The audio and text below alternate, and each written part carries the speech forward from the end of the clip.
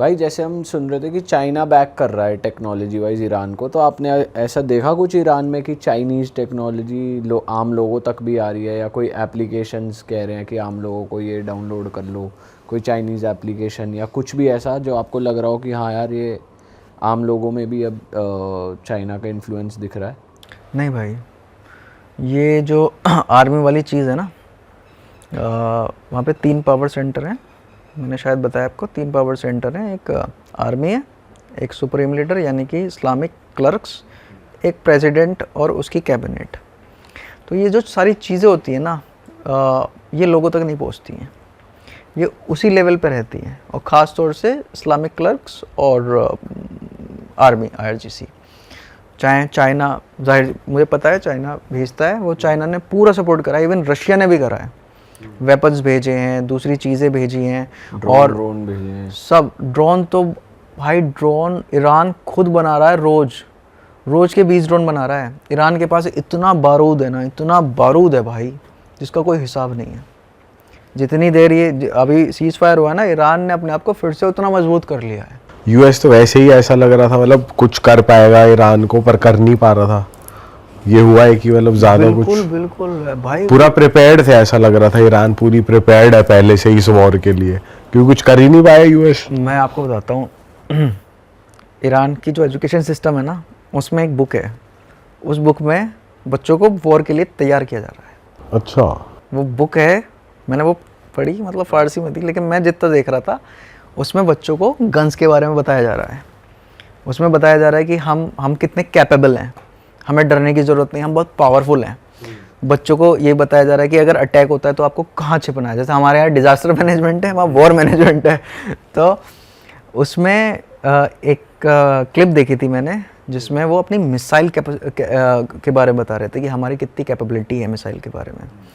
पूरी ईरान में अलग अलग शहर में, अलग अलग ऐसी अननोन लोकेशंस में मिसाइल सिटीज़ बनी हुई हैं अंडरग्राउंड। हाँ ये क्लिप भी वायरल हुई थी कि वही टनल में उन्होंने अलग अलग मिसाइलें रखी हुई हैं। ऊपर से देखोगे आप, रेगिस्तान है, सब रेगिस्तान है, लेकिन जब मिसाइल जाती है ना, तो वो ज़मीन से फाड़ दी ऊपर जाती है। तो ये जो टेक्नोलॉजी बड़ी डिफरेंट सी है, और ये सब कासिम सुलेमानी और आयतुल्लाह खामेनी की, इनके सबकी जो है सोच का वो है कि यह इतना ज़्यादा पावरफुल हो गए हैं कि भाई, जो इज़राइल की कहते हैं इज़राइल से बढ़िया टेक्नोलॉजी नहीं है, बैंड बजा दी भाई टेक्नोलॉजी की, इतनी मिसाइल मारी हैं, सब उनका डिफेंस सिस्टम सब कर दिया। अब्राहम लिंकन भाग गया भाई, वो इतने ड्रोन्स मारे अब्राहम लिंकन पे, और ट्रम्प कह रहा कुछ नहीं हुआ, बहुत कुछ हुआ है, इसलिए वो लोग वापस चलेगा, डैमेज हो गया, ठीक है। तो बहुत मुंह तोड़ जवाब दिया है। सबसे बड़ी बात है, ईरान की जो जोग्राफिकल सिचुएशन है वो बहुत ज़्यादा स्ट्रॉन्ग है, बहुत स्ट्रॉन्ग है, और ईरान की पॉपुलेशन कम है, और जो ज़मीन है यानी कि जो लैंड है वो ज़्यादा है, बड़ा है, जिसका फ़ायदा किसको होता है? आर्मी को होता है। अब आपने ये भी सुना होगा कि ये जो है ग्राउंड इन्वेड करने के लिए कह रहे थे कि हम ज़मीन पे उतार देंगे। ईरान को 7 साल की वॉर का एक्सपीरियंस है, ज़मीनी वॉर का, ईरान इराक का, जब सद्दाम हुसैन ने अटैक किया था।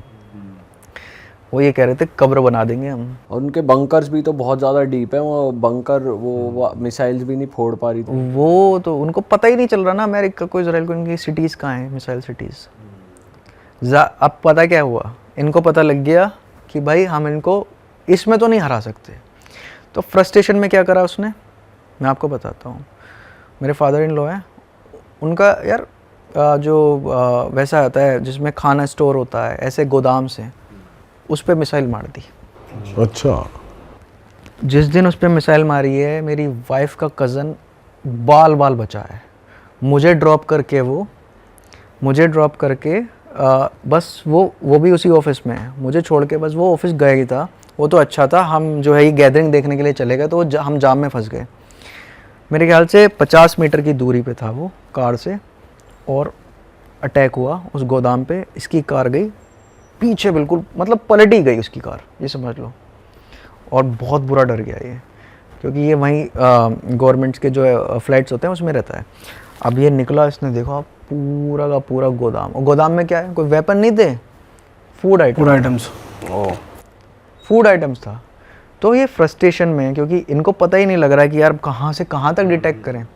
तो इन्होंने क्या करा, ये इस तरीके के अटैक करने शुरू कर दिए फूड पे, पावर प्लांट्स पे अटैक करने शुरू कर दिए, ब्रिज की तो वार्निंग आई थी ना जब लोग वहाँ पहुँच गए थे ईरान का फ्लैग लेके। करज में मेरा दोस्त रहता है, ब्रिज उड़ा दिया, वो सबसे बड़ा ब्रिज बना रहे थे। तो ये क्या कर रहे थे, ये अब क्या कर रहे हैं कि इकोनॉमिकल प्रेशर डाल रहे हैं ईरान पे। बोले हम इन्हें इसमें तो नहीं कर सकते, तो अब इस तरीके से करें ताकि लोग जो अंदर बैठे हुए हैं वो बाहर निकलें दोबारा से।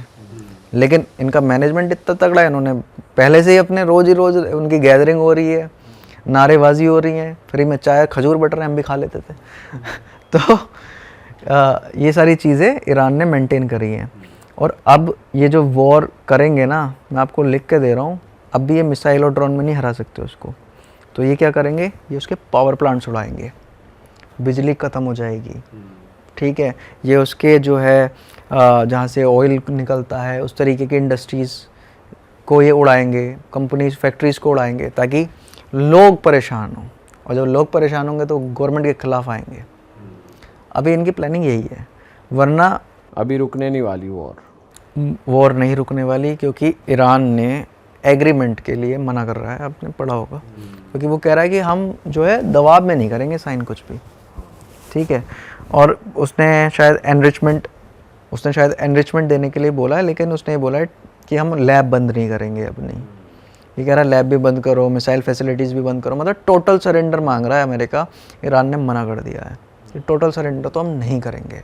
और बेसिकली अभी हैंडल जो खमीनी का बेटा है वो कर रहा है या फिर कोई और ही चला रहा है एक तरीके से? फेस तो है, क्योंकि एक फेस चाहिए होता है। जो इनका सिस्टम है ना, गवर्नमेंट का सिस्टम है, वो इसी तरीके का है, सुप्रीम लीडर, प्रेसिडेंट, आर्मी, ये फिर दूसरी चीज़ें। तो इन्हें एक सुप्रीम लीडर तो चाहिए, तो इन्होंने मुज्तबा खामेनी को वो सुप्रीम लीडर का चेहरा बना रखा है। पब्लिक अपीयरेंस तो उसने नहीं करी अभी तक, और बचा के रखा हुआ है एक तरीके से उसे।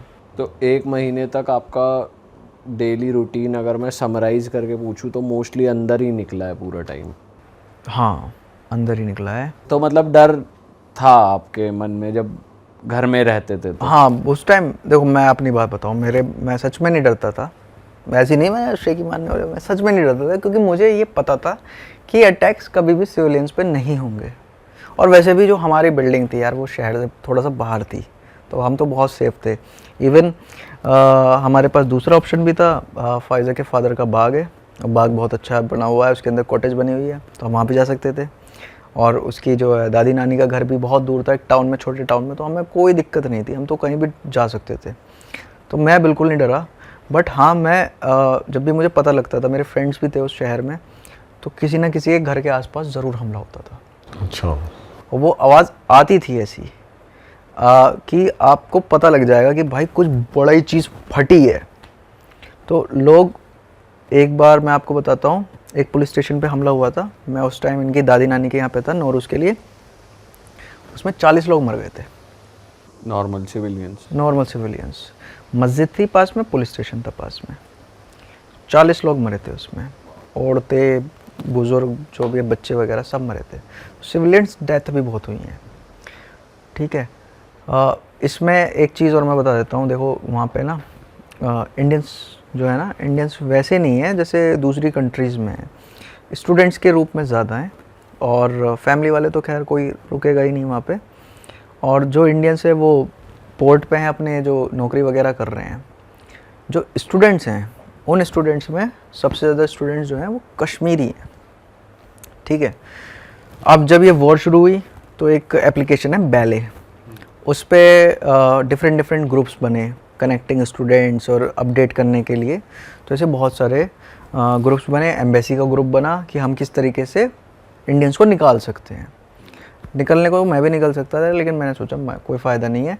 उसका रीज़न एक ये भी था कि मैं ये नहीं चाहता कि मेरी वाइफ के जो रिश्तेदार हैं, परिवार वाले, वो ये कह दें कि भाई ये तो जंग से डर के भाग गया, हिंदुस्तानी भाग गया जंग से डर के। मैंने कहा भाई ये कलंक नहीं लगने देंगे।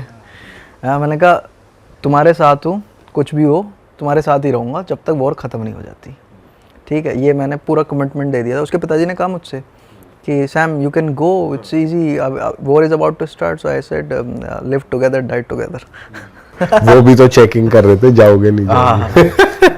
मैंने कहा मज़े भी तो आ रहे हैं, क्या दिक्कत है। तो फिर भाई कहने का मतलब ये है कि उन्हें स्टूडेंट्स को निकाल रहे थे वहाँ से, अज़रबैजान के थ्रू, आर्मेनिया के थ्रू, एक ज़ोल्फा बॉर्डर है वहाँ से। तो हम एक ग्रुप में जुड़ गए। जाहिर सी बात है, इस्लामिक कंट्री है, हिंदू तो बहुत कम होगा वहाँ पे, सब मुस्लिम थे, शिया थे सब कश्मीरी। तो मैंने एक चीज़ शेयर करी थी पाकिस्तान के बारे में कि भाई पाकिस्तान ने अपने ट्रूप्स जो हैं वो सऊदी में लगा दिए हैं। कि बहुत सारे लोग ये कह रहे हैं कि पाकिस्तान तो ईरान का साथ देता है और पाकिस्तान का जो एक टाइप है सऊदी के साथ, तो उसने अपने बहुत सारे ट्रूप्स जो हैं सऊदी में लगा दिए हैं। तो पाकिस्तान का असली चेहरा आ गया। मैंने ऐसे एक चीज़ शेयर करी, तो उसमें एक लड़के का मैसेज आता है कि आप पाकिस्तान के बारे में फ़ेक न्यूज़ नहीं फैलाइए। तो मैंने कहा देखो ये फेक न्यूज़ नहीं है, ये ऑथेंटिक न्यूज़ है और ऑथेंटिक सोर्स है।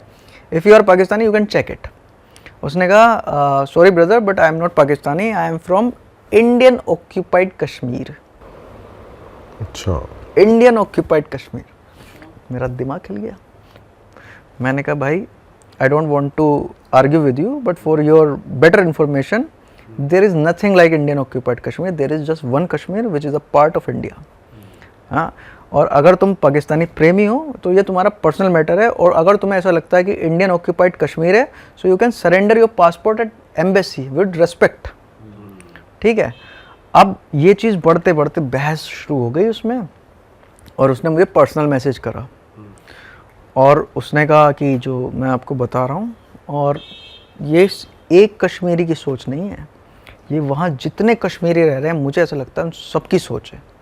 उसने कहा कि हम उस देश को अपना देश नहीं मानेंगे जिस देश का लीडर मुसलमान नहीं होगा।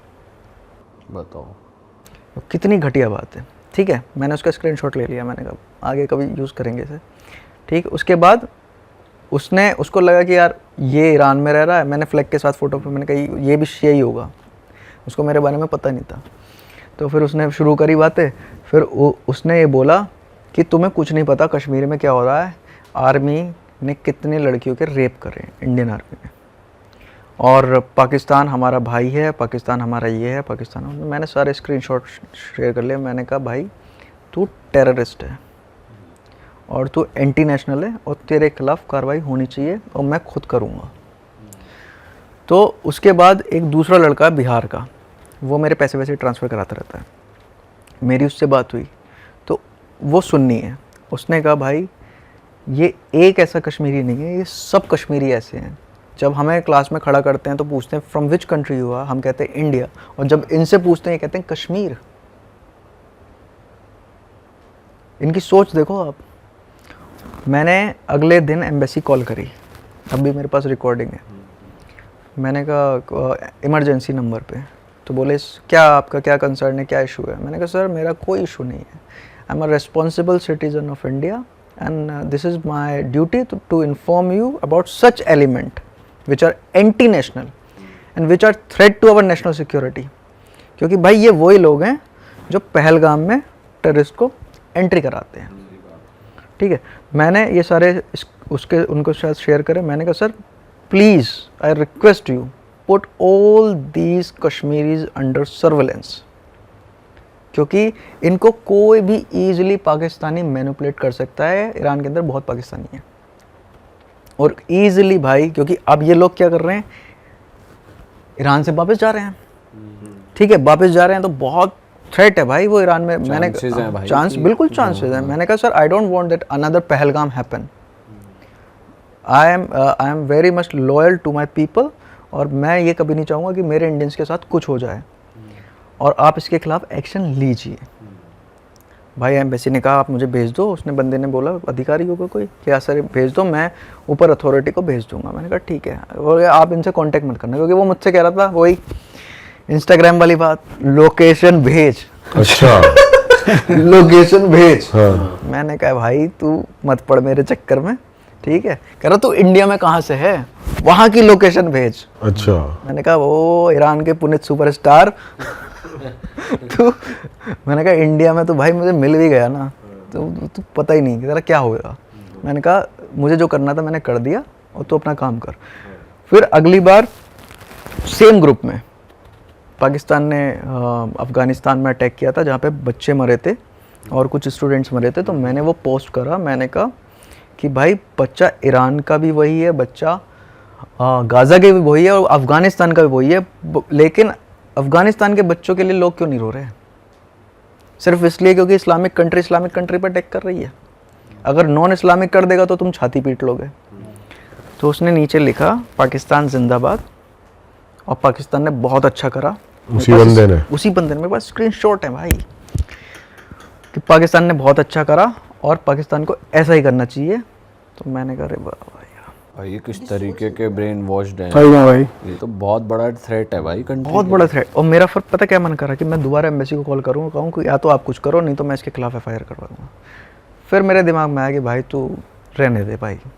मैं सच में आया, मैंने कहा यार ये रिस्पॉन्सिबल ऑर्गेनाइजेशन है, एजेंसीज़ है, जब यही कुछ एक्शन नहीं ले रही है।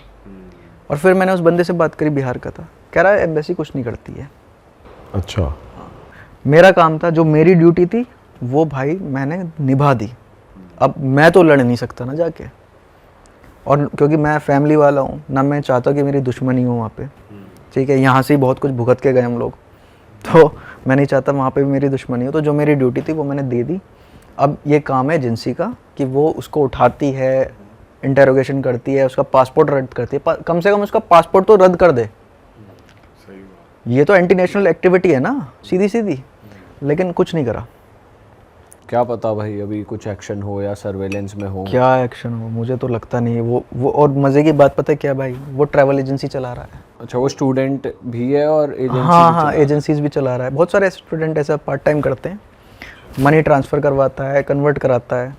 तो ये सारी चीज़ें वो कर रहा है एक्टिवली, और वो एम्बेसी के थ्रू ही करवाता है सारी चीज़ें। मतलब किसी का पासपोर्ट एक्सटेंड कराना, ये सब चीज़ें कराना, तो एम्बेसी को नहीं पता उसके बारे में। मैंने पूरी फ़ोटो सब भेज दी, लेकिन मुझे लगता नहीं कोई एक्शन हुआ होगा।